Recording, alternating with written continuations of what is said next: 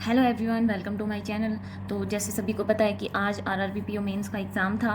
तो मेरा exam first shift में था। मैंने जो भी वहाँ पर जितने भी क्वेश्चन मुझे याद है, मैं अपना खुद का दिया हुआ एग्ज़ाम आपके साथ शेयर कर रही हूँ कि मैंने कितने अटैम्प्ट किए, कैसा पेपर का लेवल था, क्या कुछ मतलब जो भी मेरे को ऐसा लगा भी हाँ ये एग्ज़ाम के पॉइंट ऑफ व्यू से इम्पॉर्टेंट है बच्चों के लिए, सभी के लिए। मतलब जिसने भी दिया है उसको ये रहता है कि हाँ पता नहीं मैंने कौन सा क्वेश्चन किया है कौन सा नहीं किया। तो क्वेश्चन विद क्वेश्चंस के साथ मैं आपके लिए लेके आई हूँ ये सेल्फ गिवन एनालिसिस। तो चलो करते हैं स्टार्ट। सबसे पहले बात करते हैं अपने एग्ज़ाम के लेवल की। तो level according to me moderate to difficult था, एकदम इजी वाला पेपर नहीं था। वैसे भी अपन मान सकते हैं क्योंकि ये मेंस का एग्ज़ाम था, प्री नहीं था, तो थोड़ा डिफ़िकल्ट तो होना ही था। सबसे पहले बात करते हैं अपनी रीजनिंग की। तो सबसे पहले रीजनिंग खुला था, उसके बाद कंप्यूटर, फिर जीके, फिर हिंदी या इंग्लिश जो भी आप चूज़ करना चाहो, और लास्ट में मैथ का सेक्शन ओपन हुआ था। तो सबसे पहले बात करते हैं रीजनिंग की।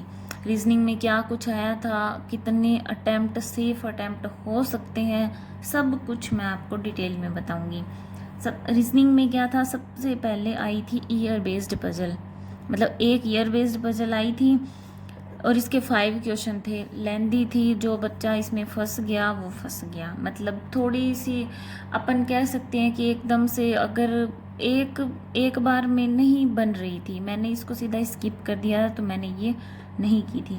उसके बाद इनइक्वालिटी के 3 क्वेश्चन आए थे और इनइक्वालिटी भी बिल्कुल इजी लेवल की नहीं आई थी। उसमें भी 1 2 3 ऐसे करके कोमा लगा के दिए हुए थे और उसमें 1 2 3 4 तक क्वेश्चन करके पूछे हुए थे। फिर उसके बाद आंसर्स में मतलब कौन सा सही है, 1 या 2, 1 या 3 ऐसे करके दिए हुए थे। तो ये वाली इनइक्वालिटी आई थी, तीनों की तीनों ऐसी ही थी, कोई भी नॉर्मल नहीं थी। फिर बात करते हैं इनपुट आउटपुट। इनपुट आउटपुट के भी 5 क्वेश्चन आए थे, ये भी मैंने अटेम्प्ट नहीं किया है। जिसने भी किया है वो आप मुझे कमेंट सेक्शन में बता सकते हैं, पर मैंने अटेम्प्ट नहीं किया। वर्ड से क्वेश्चन आए थे। वर्ड से कैसे क्वेश्चन आए थे, इसमें दिया हुआ था 1 2 3 ऐसे करके दिया हुआ था, 1 2 3 4 5 वर्ड तक दिया हुआ था। इसमें मतलब 3 लाइनें दी हुई थी और एक लाइन में 5 वर्ड दिए हुए थे। इसके बाद इन्होंने बोला था कि ये जो भी है ना, जो भी वर्ड दिए हुए थे, मान लो JOPQR, इनको पहले तो नॉर्मल जैसे अपने ABCD लिखते हैं उनमें अरेंज करो। मतलब अरेंज करना था पहले, सबको अरेंज करके, जैसे इसको अरेंज कर लिया, इसको कर लिया, इसको, फिर ऐसे करके वन इसके तीनों पहले थे ना 1 2 3 के, उसको फर्स्ट ऑप्शन, फिर सेकंड को ऐसे करके सेकंड ऑप्शन, फिर ऐसे थर्ड को थर्ड ऑप्शन, फोर्थ 5 ऐसे करके दिया हुआ था। और उसके बाद में पूछा हुआ था कि जो ये वन बन रहे हैं इनमें 3 वर्ड आ रहे थे भी, कौन से अल्फ़ाबेटिकली ऑर्डर में वैसे के वैसे हैं जैसे अपने ABCD में होते हैं। ऐसे करके कोई क्वेश्चन पूछा था। ब्लड रिलेशन का क्वेश्चन था, इसमें 10 पर्सन थे और 3 इसमें पीढ़ियाँ दी हुई थी, मतलब 3 जनरेशन्स थी। थोड़ा सा इसको बोल सकते हैं कि ये टफ था। मतलब लगभग मैक्सिमम लोगों ने इसको अटैम्प्ट नहीं किया, बट मैंने अटैम्प्ट किया इसको। उसके बाद बात करते हैं बॉक्स पजल। बॉक्स पजल में 8 पर्सन दिए हुए थे और उनको अलग अलग, अब मुझे पूरा मतलब याद नहीं है अभी उनको क्या चीज़ पसंद थी, कुछ तो पसंद था, मतलब ऐसे करके दिया हुआ था ये। मतलब इसमें था विद अपने वेरिएबल बोल सकते हैं भी, उनको कुछ ना कुछ पसंद था।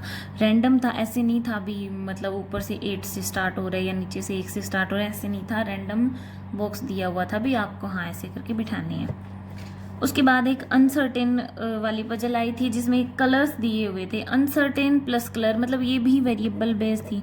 मेंस का एग्ज़ाम है तो अपने नॉर्मल सिंपल तो कुछ भी एक्सपेक्ट कर भी नहीं सकते, तो ये था। उसके बाद लॉजिकल रीजनिंग के 5 क्वेश्चन, 5 से 6 क्वेश्चन कर ले, मतलब एग्जैक्ट तो मैं आपको नहीं बता सकती, बट आए हुए थे। हाँ, लॉजिकल रीजनिंग का लेवल थोड़ा सा सही था, इतना डिफ़िकल्ट नहीं था, क्वेश्चंस आराम से अटैम्प्ट हो पा रहे थे। उसके बाद वो अपने कंपैरिजन में आते हैं ना, 1 और सेकंड ऑप्शन में कुछ दिया हुआ होता है, फिर उनसे देखना होता है भी फर्स्ट या सेकंड दोनों इम्पोर्टेंट है या फर्स्ट से हो जाएगा, ऐसे करके उसके 3 क्वेश्चन आए थे। इसमें से एक क्वेश्चन तो मेरे को याद है, उसमें 6, 5, 4, 3, 2, 6 फ्लोर दिए हुए थे और ये बंदे दिए हुए थे, और इसमें डी के नीचे कितने बैठते हैं ऐसे करके पूछा हुआ था। तो इस क्वेश्चन का आंसर मैं बता देती हूँ, 1 और 2 दोनों में बन रहा था, तो इसका आंसर आएगा 1 या 2, ये वाला क्वेश्चन था। फिर एक और पजल थी, उसमें डबल रो थे, एक में ए बी सी डी और 2 में पी क्यू आर एस बैठे हुए थे, और इनके भी ना अलग अलग नंबर दिए हुए थे। अब एग्जैक्ट मैं फिर बोल रही हूँ, आपको भी मुझे याद नहीं है, बट मैं आपको आइडिया दे सकती हूँ। इन्होंने एक रो का तो बोला था 136, इनकी मतलब मान लो इसका 19, इसको नंबर 19 आया, इसको 21 आया, मतलब इनका जोड़ था वो 136 था और इनका था वो 138 था। तो ऐसे करके रीजनिंग में ये सारे क्वेश्चन आए थे। रीजनिंग का लेवल भी थोड़ा सा डिफ़िकल्ट था, तो इसके अंदर रीजनिंग में मैं बोलूँगी भी जिसने 15 से लेके 20 तक अटैम्प्ट किए हैं वो सेफ अटैम्प्ट हो सकते हैं। उसके बाद बात करते हैं अपने कंप्यूटर की। कंप्यूटर में एक क्वेश्चन वैक्यूम ट्यूब पे आया था, ये तो सभी को पता है, फर्स्ट जनरेशन में वैक्यूम ट्यूब का यूज़ हुआ था, तो ये इजी सा क्वेश्चन था। एक क्वेश्चन हार्डवेयर पे आया था, 5 ऑप्शन दिए हुए थे, 1, 2, 3, 4, 5, और यहाँ तो मतलब हार्डवेयर दिए हुए थे और एक इसमें जावा का ऑप्शन था। जावा एक लैंग्वेज है, तो ये हार्डवेयर का एग्जाम्पल नहीं है, तो इसका आंसर था। एक फिशिंग से रिलेटिव क्वेश्चन आया था, स्पाईवेयर से भी एक क्वेश्चन था, रैंसमवेयर वर्किंग से एक क्वेश्चन था। ये वाला क्वेश्चन है ना, ये जैसे SMTP होता है ना अपने मेल के लिए जो यूज़ होती है, ये एक क्वेश्चन था POP3, एंड इसके साथ एक और था POP3, अपने को पता है भी अपने जब मेल को एक्सेप्ट करते हैं तब यूज़ होता है। इस क्वेश्चन का पूरा मुझे याद नहीं है, पर POP3 करके कुछ ऐसा क्वेश्चन था। फिर इसमें पूछा था शॉर्टेस्ट एक्सेस टाइम किसका होता है, मतलब जो फास्टली काम करता है। फिर एक क्वेश्चन आया था वॉर्म्स का, मतलब इसमें कोई पेरेंट नहीं होता, ये खुद को आगे से आगे बढ़ाता रहता है। एंटीवायरस का आया था, 5 ऑप्शन दिए हुए थे एंटीवायरस, इसमें ऑड वन आउट देखना था अभी कौन सा एंटीवायरस नहीं है। एक आया था नॉन वोलेटाइल नेचर, ऑप्शन दिए हुए थे, उनमें से बताना था कि किसका नॉन वोलेटाइल नेचर है। जैसे रैम की बात करें तो ये तो वोलेटाइल है, यानी कि इसमें डेटा इरेज हो जाता है, तो इसमें एक ऑप्शन ऐसा भी था भी जिसमें डेटा इरेज नहीं होता है, तो वो नॉन वोलेटाइल है। एक क्वेश्चन आया था मैग्नेटिक टेप पर। फिर USB पे एक क्वेश्चन आया था भी, USB में कौन सा नेटवर्क होता है, पैन, लैन, ऐसे करके ये वाला क्वेश्चन था। फिर एक क्वेश्चन था कंप्यूटर की स्पीड बढ़ाने के लिए अपने किसका यूज़ करते हैं, तो अपने को पता है कंप्यूटर की स्पीड इंक्रीज़ करेंगे तो मतलब रैम की, अगर रैम की वैल्यू बढ़ा देंगे तो इसकी स्पीड है वो इंक्रीज हो जाएगी, यानी कि थोड़ा इसको स्पेस प्रोवाइड करवा देंगे। तो सिस्टम सॉफ्टवेयर कौन है, इसमें दिया हुआ था लाइनेक्स, ऐसे करके मतलब दिए हुए थे, और उसमें पूछा हुआ था भी इनमें से सिस्टम सॉफ्टवेयर का एग्जाम्पल कौन सा है, तो वो हो गया। फिर एक आया था सिंबल फॉर टेबल कॉम्बिनेशन, ये होता है MS एक्सेल में एक क्वेश्चन होता है, जैसे @ किसके लिए यूज़ होता है, परसेंटेज या डॉलर, ये वाला एक क्वेश्चन आया था। तो ये ओवरऑल था कंप्यूटर का।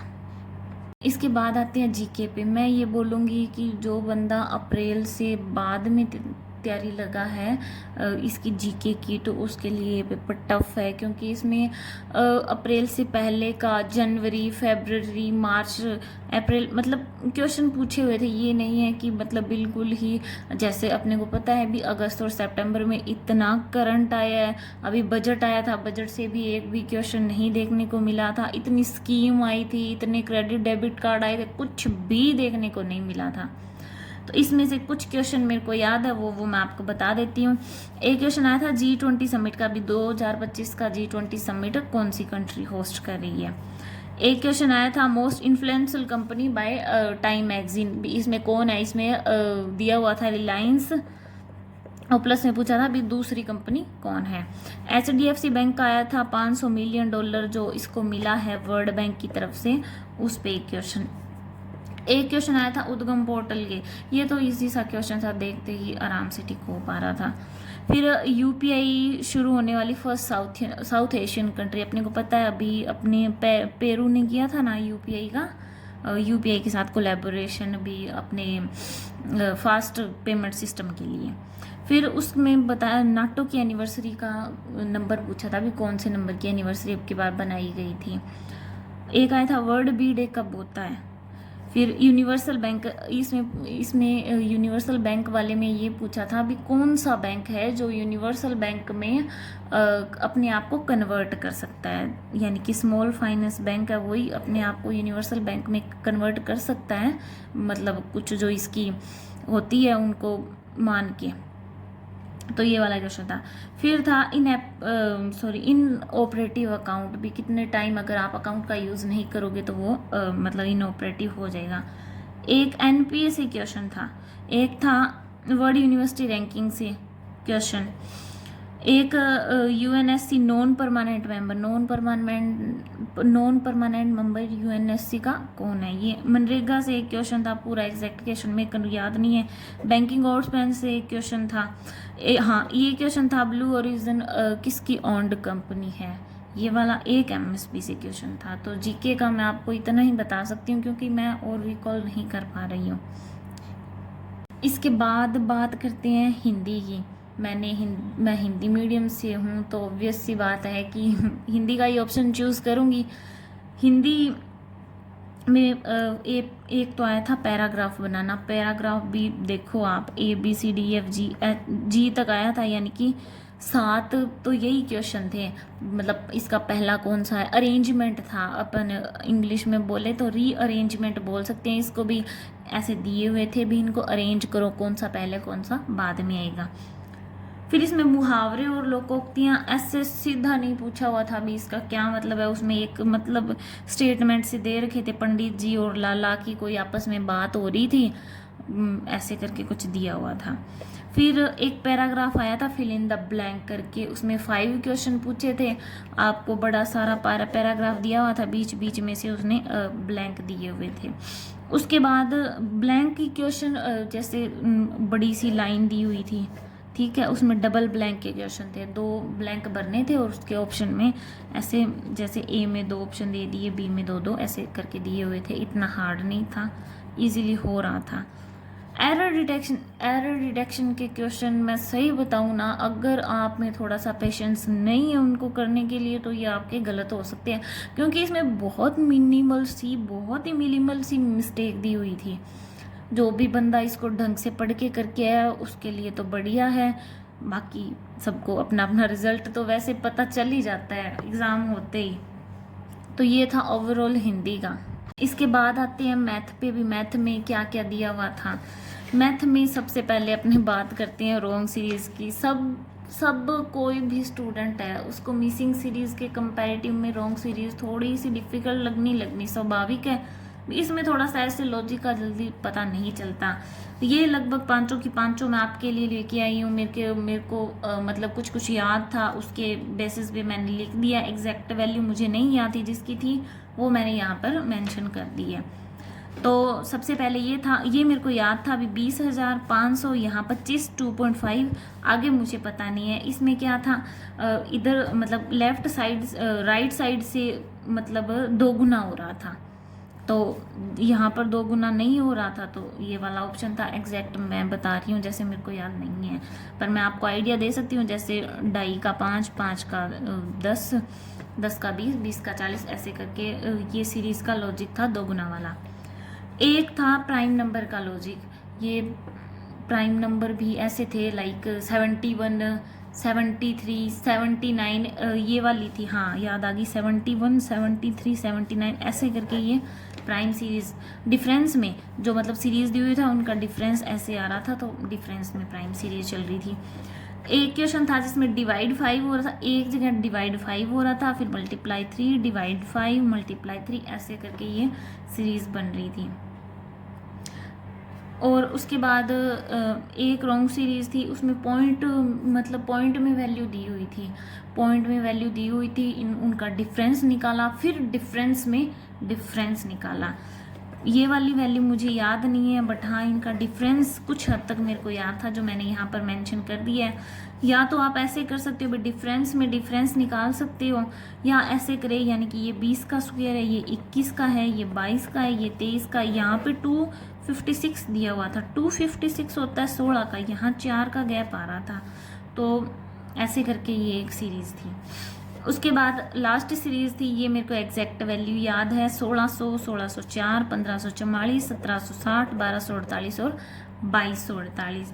फर्स्ट और सेकंड में मैंने गैप देखा तो +4 और -60 का आया था। आगे देखें +216 माइनस का 512 और 1000। जैसे ही मैंने ये वैल्यू देखी तो मेरे को यहाँ पता चल गया 6, 8, 10 यानी कि प्राइम नंबर का क्यूब चल रहा था। तो यहाँ आएगा 4 की क्यूब यानी कि हमने था 64, यहाँ 2 क्यूब यानी 8, यानी कि यहाँ कुछ चेंजेस होने थे। उसके बाद बात करते हैं DI की। तो सबसे पहले DI आई थी बार ग्राफ प्लस टेबल वाले। इसमें अपने को बार ग्राफ में 2012, 13, 14, 15 करके ऐसे डेटा दिया हुआ था, और 2 कंपनी थी X और Y, उनका डेटा दिया हुआ था। ये मैंने अटैम्प्ट नहीं की तो एग्जैक्टली मेरे को इतनी ज़्यादा याद नहीं है, ऊपर ऊपर से मैं आपको ये बता रही हूँ। फिर आई थी एक डबल पाई चार्ट। हाँ ये मैंने की थी, इजी थी, 5 क्वेश्चन थे, 5 में से 4 क्वेश्चन तो इजीली हो रहे थे, एक थोड़ा सा क्वेश्चन लंबा था। तो इसमें डबल पाई चार्ट दिया हुआ था। ये था इसमें पहला पाई चार्ट, तो पहले पाई चार्ट में दिया हुआ था भी टोटल मैन्युफैक्चर प्रोडक्ट कितने हैं, और फिर उसके बाद दिया हुआ था सोल्ड है जो 12,000 है। 20 तो मैन्युफैक्चर दिया हुआ था, सोल्ड 12,000 दिया हुआ था। तो इसमें सारी वैल्यूज़ थी ना वो परसेंटेज में थी, लाइक 15%, तो ये 15% तो ये 3,000 हो गया, यानी कि 28%, मतलब इजीली कैलकुलेट होने वाली थी, इसमें ज़्यादा कोई कैलकुलेशन वाली नहीं थी, ये आराम से हो रही थी। फिर अपने को अनसोल्ड का डेटा बताना था, तो टोटल उसमें ये लाइन भी मेंशन की हुई थी भी total manufactured equal to sold plus unsold. तो आपको पता है कि अनसोल्ड के लिए टोटल में से सोल्ड माइनस कर देंगे तो अनसोल्ड का डेटा आ जाएगा। ऐसे करके बनी थी भी टोटल, सोल्ड और अनसोल्ड, आराम से हो रही थी, कोई दिक्कत वाली बात नहीं थी इसमें। उसके बाद एक अर्थमेटिक की कैसलेट आई थी SIC, यहीं पर जो बिल्कुल भी मेरे को याद नहीं है, मैंने देखते ही स्किप कर दी थी, क्योंकि अर्थमेटिक में तो सबका हाथ वैसे ही तंग ही रहता है। तो फिर 3 से 4 क्वेश्चन Q1 Q2 के आए हुए थे भी, कौन सी क्वांटिटी ग्रेटर देन Q2 या लेस देन Q2, ऐसे करके 3 से 4 क्वेश्चन आए हुए थे। एक क्वेश्चन ये आया हुआ था, ये वाली वैल्यू प्लस में पता नहीं यहाँ पर क्या था, मुझे याद नहीं है, बट ये क्वेश्चन मेरे को याद है भी, ऐसे दी हुई थी। यहाँ पे जो इसने बोला था भी इस इक्वेशन का जो भी मूल आएगा ना उसकी वैल्यू Z, लाइक Z 5 आ गया था यहाँ से। फिर ये मतलब इजीली सॉल्व हो रही थी, अच्छी थी। अर्थमेटिक के 10 से क्वेश्चन तो आराम से थे, जिसमें से एक CI का था, मेंसुरेशन का था, एज बेस था एंड मिक्सचर का था। तो ओवरऑल ये था अपना पेपर। आप देख सकते हो, आप इसमें मिला सकते हो भी आपने कैसे कैसे क्या क्या किया। अगर आपको कुछ और पूछना है तो आप मेरे को कमेंट में बता सकते हो। बात करते हैं अपने ओवरऑल अटेम्प्ट्स की। तो रीजनिंग का तो मैंने आपको बता दिया था कि रीजनिंग के तो 15 से 20 क्वेश्चन जिसने किए हैं वो सेफ अटेम्प्ट हो सकते हैं, अगर आपने एक्यूरेसी के साथ अपना अच्छा बेस्ट दिया है तो। उसके बाद कंप्यूटर में बात करें तो 25 से 30, 22 तक भी आप बोल सकते हो भी हाँ आप मतलब सही हो गए, तो इजीली सिलेक्शन है। फिर जीके में लगभग सभी बच्चे यही बता रहे हैं कि 20 से 22 क्वेश्चन के बीच उन्होंने अटैम्प्ट किया है, तो ओवरऑल यही देखने को मिला है। हिंदी इंग्लिश में 30 से 35, क्योंकि हिंदी इंग्लिश थोड़ा इजी आया था तो उसके हिसाब से अटैम्प्ट इसमें ज़्यादा देखने को मिले थे।